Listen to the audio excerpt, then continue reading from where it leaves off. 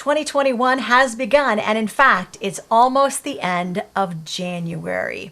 We trust that you set some amazing goals for 2021, and we actually did an entire video on goals and setting goals. But there's one thing that we've not yet discussed relating to goals, and that one thing is setting priorities.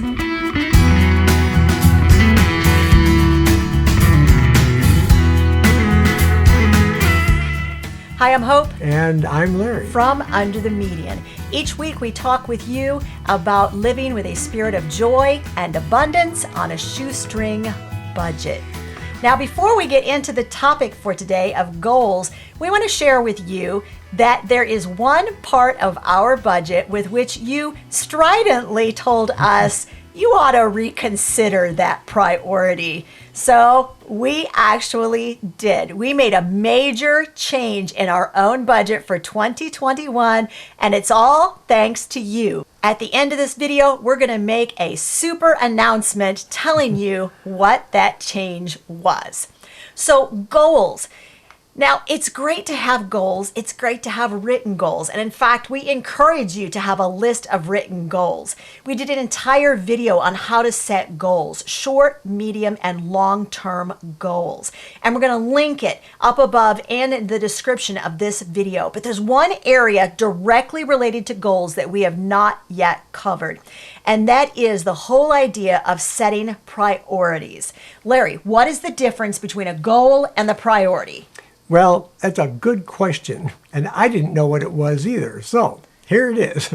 A goal is a vision for your money and your future, and priorities are the steps that you take to get there. Now, if you're looking up a long staircase, the top of the staircase would represent your goal. The steps going up would represent your priorities to get there. That's really good. Oh, thank you. All right. So we are actually going to give you an example from our real life budget in order to show you exactly what we are talking about. We have a goal that actually was in our 3 to 5 year goal range, which made it a medium term goal. And something happened, and all of a sudden we realized, oh man, we're going to have to move that goal, and we're going to have to meet the goal sometime in 2021. So we're actually facing perhaps something similar to what you are in your own life right now when you have a goal and it's like, I got to meet this. So we're going to tell you the exact steps that we took to prioritize this goal. Larry, what was the goal? Paying cash for a car. Why did we all of a sudden have a car that went from 3 to 5 years to 1 year? Well, the car that I drive daily is an electric car. It's a very old electric car. The batteries are degrading on it at a faster rate than I thought they would. So we're going to have to replace that car within a year in order to have a vehicle that we can drive. Okay, so the first thing we did was make a list of tasks that we needed to do, which really is, these form the priorities, right? Right. So these are the tasks. It's step by step what we need to do to get to from where we're at to where we need to be. So the first thing, the first task was setting a budget. How did we go about that? Well, I determined how much money we needed to buy a good, reliable car. So one that would initially last us for 8 years. We're going to try to get a car that will, once we've purchased it, we're going to get at least 8 years out of it. So I did a little research and came up with a figure of $10,000. Now, we already had part of that money saved because immediately when we purchase a car, we start saving to replace that car. But we thought this car would last a little longer, so we were only saving $100 a month, which means that we've owned the car 3 years, so we had $3,600 set aside already in the car replacement fund.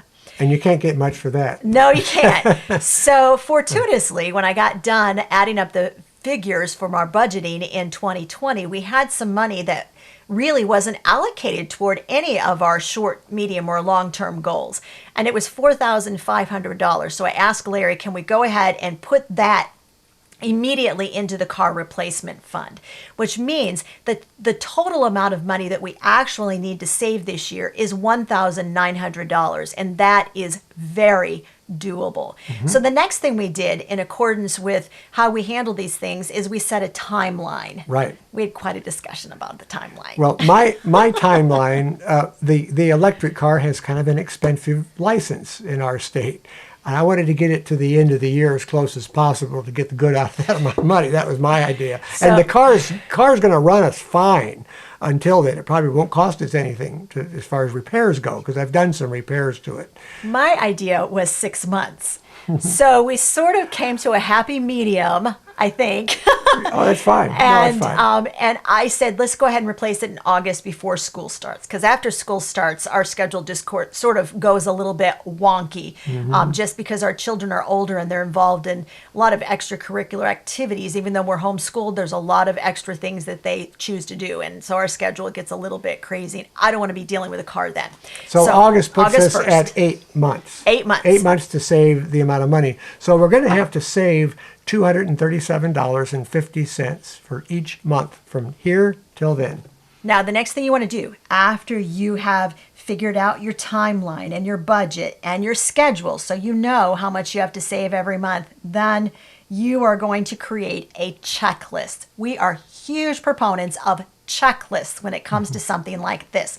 This is absolutely Larry's wheelhouse when it comes to used cars. What kind of things do you have on your checklist? Well, first off, I enjoy shopping for cars. It's a fun process. We have plenty of time. We're not in a time crunch. That makes it even nicer. I'm not in a hurry.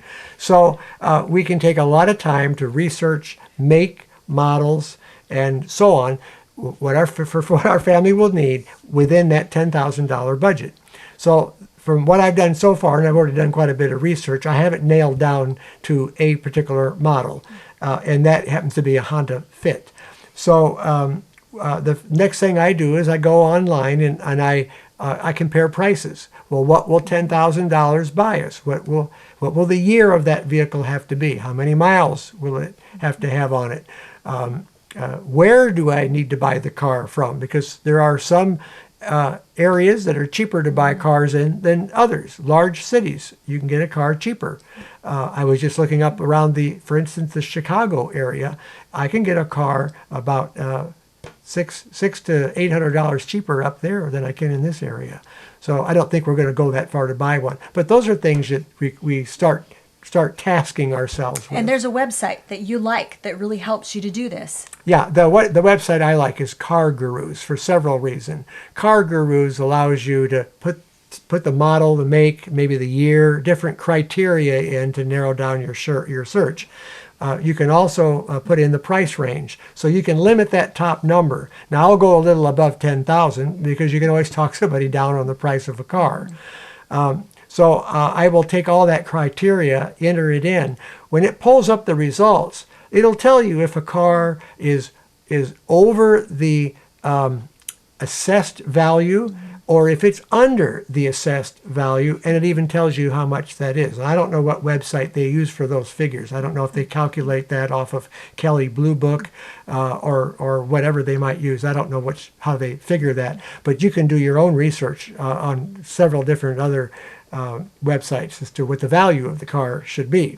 So I get a real good rock solid idea of what the value of the car is before I even go out to the dealerships or shop for a car. Now, if you're interested in using Car Gurus, we'll put a link to it in the description of the video so you'll know where to find it. If there are any websites that you use to research the values of used cars, we use Kelley Blue Book as well. And so we would love to know from you if there's something that you have found super helpful when it comes to this. Yeah, there are many out there. So what's the next thing we do? So we're researching, we're comparing prices, which he loves. He loves to do that part, y'all. He does. Well, in the research, of course, I want to know what the reliability factor on a car. It's very important to me because if you buy a car that's very reliable, then you're not going to have a lot of expenses over the time that you own the car, and that's a major consideration. Hope and I have, frankly, always tried to buy the least expensive car that has the highest reliability factor that will meet our needs. How do we find that out?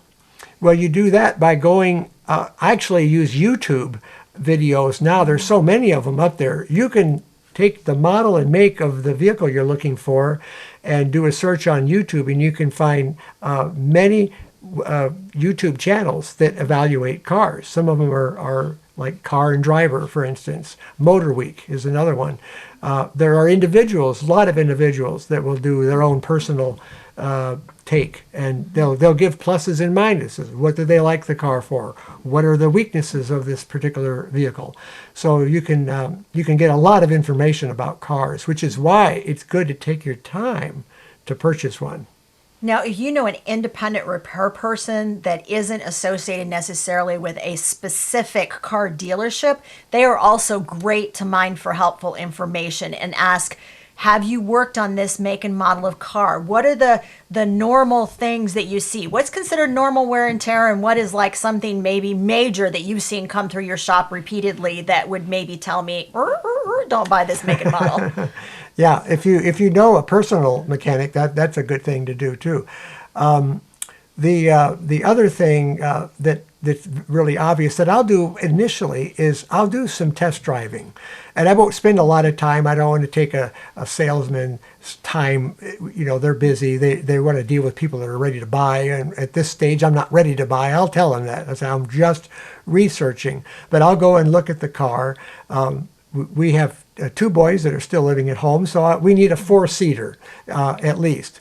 And they have long legs, man. They're tall. They are. They're like grown adult size. And and I'm tall, so whoever sits behind me is going to get the benefit of my seat all the way back. We let them sit in the back seat and see if they physically have room. If you have younger children, take the car seats with you. That's a good idea. See how hard it is to get that car seat in and out of there, because you will be doing it a lot. If they'll let you take it home, stick the stroller in the back and see how well it fits. It's all about whether that vehicle is going to work for your family. You got lots of opportunities to make sure whether it will or whether it won't. The other thing we suggest is that if you are looking at more than one like make and model of car, go ahead and create a comparison sheet. So all the major things, the different bells and whistles that you would like to have on that vehicle, and put them side by side and create your own comparison sheet so you know whether the factors match up equally in each make and model of car. We have specific things that we're looking for in a car. For instance, I've gotten used to having a backup camera. We've gotten used to having navigation. There's different things we would like to find in a car. Some of them are negotiable, and others maybe aren't. So take those things into consideration too, as far as what exactly you're looking for. So all of those things are going to go on your checklist. And then the next thing we would be absolutely remiss if we did not mention is that you want to have a savings tracker. This is our savings tracker for our car fund right now. And at the bottom, we have our goal amount. We have the date by which we would like to save that amount. And I know that there are 18 lines in this tracker because I created it. And so each one of these lines, I know exactly how much money that line is worth. And as we get closer to the goal, we are going to go ahead and we're going to fill in those lines. So we know when we get to the top, we have met that goal. If you are a fan of savings trackers like me and you'd like to have one of these savings trackers, I actually have a savings and savings tracker freebie that I will link in the description of this video, and it's absolutely free. All you need to do is ask for it. It has some trackers in there for paying off debt and also some savings goals. Mm-hmm. The next item you have on here is rank each task by urgency.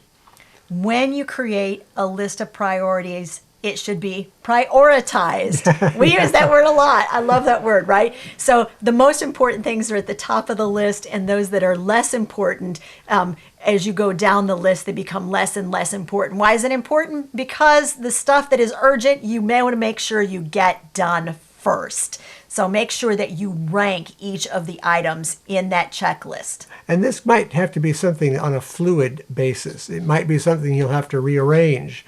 Nothing is set in stone. So we discovered that with the car. We weren't expecting to do this yet. We may have another expense come up between now and August that will demand some attention. We may have to move this back a little. If we do, that's okay. We've got room to move. We've got some room here to move, so that's fine. If we have a washer that goes out and we have to replace, or something else happens. So you always want to kind of keep it fluid. Nothing is that certain in our life, that's for sure. Life and goals are never a straight line. In 32 years of marriage, we have had many times where it was 2 steps forward and 1 step back. We don't want you to ever feel like if you have to change a goal that you have failed. You have not. You have faced life and circumstances head on and said, this has happened. What do we need to do now? And what do we need to change? Now, next week on the program, we're going to talk about 4 areas of our budget that we are actually currently trying to lower. We're going to give you a progress report and tell you how that's working out for us. And we're going to show you exactly what we're doing to try to affect those places in our budget and those categories so that hopefully you will be able to gain some ideas and strategies for changing them and lowering them in your own budget. Now, we promised you that before we ended this video, we would tell you a great big announcement, an area of our budget for 2021 that we changed specifically based on the feedback that you gave us. And that area is? The area is vacations. Yay! All right, how are we changing vacations? Well, we haven't taken a major vacation since 1992. I hate to even admit that. we went to Yellowstone National Park, Grand Teton, and we did a kind of a sweep of that general area of the West. It was a fantastic trip. We took a little silver Chevette on the trip and tent camped. We did it pretty reasonably, actually. But we've never done one of those with all the kids. So many things were in the way, it seemed like, that we just couldn't work that amount of money into our budget. So this year, by your suggestion, we are going to take a vacation. Thank you. All right. Hey, we will see you next week. If you like this video, give it a thumbs up. Be sure to subscribe to Under the Median if you're not already a subscriber. We'll see you next week. Bye-bye.